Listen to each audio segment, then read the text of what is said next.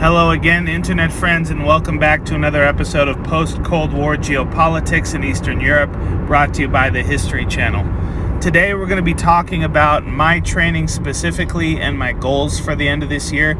I haven't been talking about my training at all lately, frankly, because there's been nothing interesting to talk about up until now. I have been struggling to manage a back injury which I've had for quite some time, and I've also had some new life stressors introduced into my schedule, and the combination of the two has made it very difficult to find time to train, let alone stay motivated to train.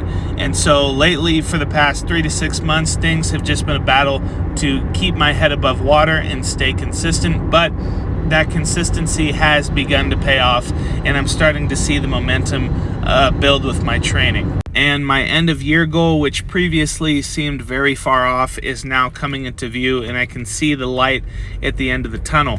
And that goal that I want to hit before January 1st is to bench press 315 at least one time and run 15 miles on the same day. So bench 315 and then immediately run 15 miles. Hopefully I'll be able to get 315 for 2 or maybe even 3 reps, but we'll kind of see how things go on the day.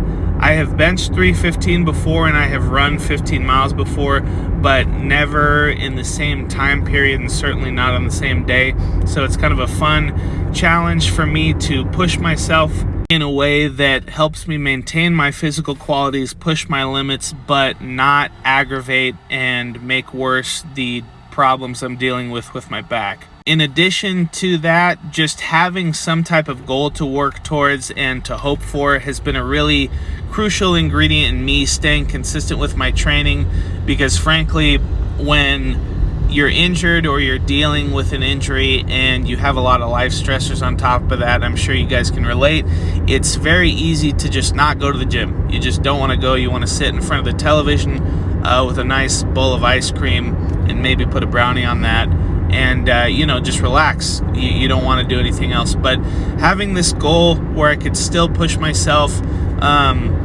while staying healthy and allowing my back the time it needs to just get strong again has been really crucial for my focus. And in addition to that, it's kind of a cool thing to do, and I can demonstrate to you guys that, hey, you can be pretty strong and have pretty good endurance, and you can have both of those things at the same time without having to not necessarily sacrifice one for the other. So I set this goal at probably around the beginning of spring of this year, and it was kind of inspired by Wild Hunt Conditioning, a guy who I would highly recommend checking out. He's got a lot of great content, a lot of great fitness programs. He has deadlifted 500 pounds and run 500 miles. He did that 500-pound deadlift on the same day that he did a 50-mile run, and so that kind of inspired me to pursue that type of strength and endurance goal on the same day in the way that I could. And so when I initially started in the spring, I had to build back my running very slowly because my back was at a very bad point where I could not deal with a lot of work, and my work capacity for my lower body was not good. And so I started maybe with a third of a mile, a quarter of a mile, something like that the first day. And every single week I added a quarter of a mile up until I got to about 2 miles.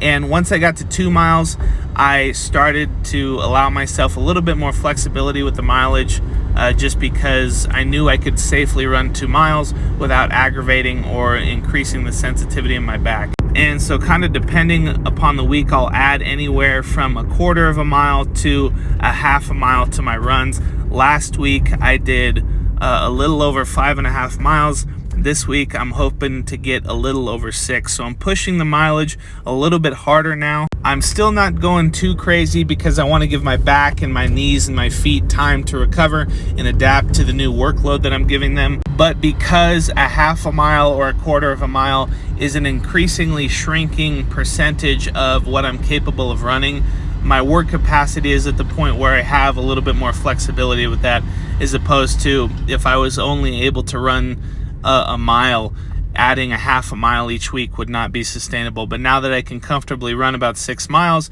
adding a quarter of a mile to about a half a mile a week is not that big a deal. And so that's what I'm doing for my long distance run, only once a week, mostly because long distance running is hard and uncomfortable and I don't want to do it more than once a week, but also because I have a relatively limited amount of time to train and I don't want to neglect other workouts and other aspects of my training that are a focus as well. And speaking of neglecting other aspects of my training, about a month ago, maybe a month and a half ago, I was benching and I realized that it had been quite a long time since I had done more than 5 sets of bench press. I guess between all the other things I had to worry about, I just wasn't super concerned about my bench because that's never been a big problem for me. But it occurred to me that, hey, if I want to get to 315 in a hurry by the end of the year and get back to where I was before, I need to be doing more than 5 sets in a week. If you've watched the other videos, I've talked a little bit about the bench press and how you recover from that lift quicker. And so you need to have a hard, productive training session for your bench press and other upper body lifts more frequently if you want the best progress. But because I only train 3 days a week and there's a lot of other workouts and things that I want to focus on, I don't just want to be a strong powerlifter type person. I kept my bench press at once a week frequency, but just up the volume. And so I am now doing 10 sets of bench press, and doubling your bench press volume or the volume on any lift is not a smart move for the vast majority of people. But because I have done this type of thing before, and I knew how to dose it properly and start very light for a lot of the back off sets, it was not that big a deal, and I was able to acclimate to the workload. And I think I'm starting to feel a little bit of that difference in volume already, and I'm starting to get a lot more comfortable with heavier loads on the bench press, working my way up to 275, which I've done for a single over the past 2 weeks, 2 different times, and that moved very smoothly. The second week I paused the rep, and so this week I think I'll be going for 285, and I'm just going to kind of slowly work my way up to 295, 315, and kind of like the run, I do want to bench press 315 before I actually do the 315 bench and 15 mile run on the same day. But if that doesn't come before then I'm not going to rush it, and I'll just attempt it on that day. And just to kind of give you a quick rundown of what my bench workout looks like, this is not necessarily something I would recommend for other people, especially if you're a lighter person and maybe aren't bench pressing as much weight. This is probably not a great way to go, but I'm doing a heavy single and I'm making sure that that single is moving nice and quick. And I'm mainly doing that for the skill of just handling a relatively heavy load and the central nervous system adaptations that you get from handling those heavier loads. And then I'll drop the weight pretty significantly, anywhere from 30 to 50 pounds. And then with that weight, I will do some moderately heavy working sets of anywhere from 3 to 5 repetitions, depending on how I feel that day. And then that usually takes me to about 5 or 6 sets of bench. And then after that, I will do 4 to 5 sets of what I would call speed work.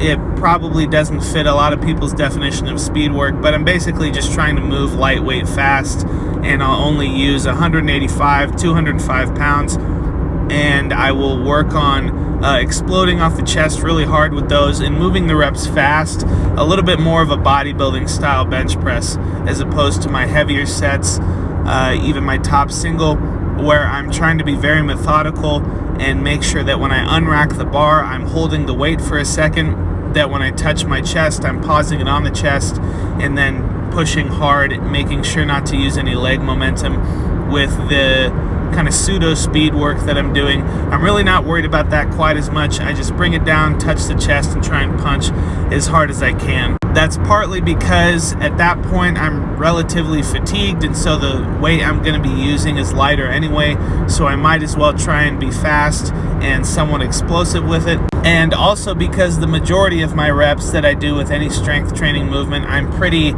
methodical with it and trying to slow things down and not use a lot of momentum and cheat the movement.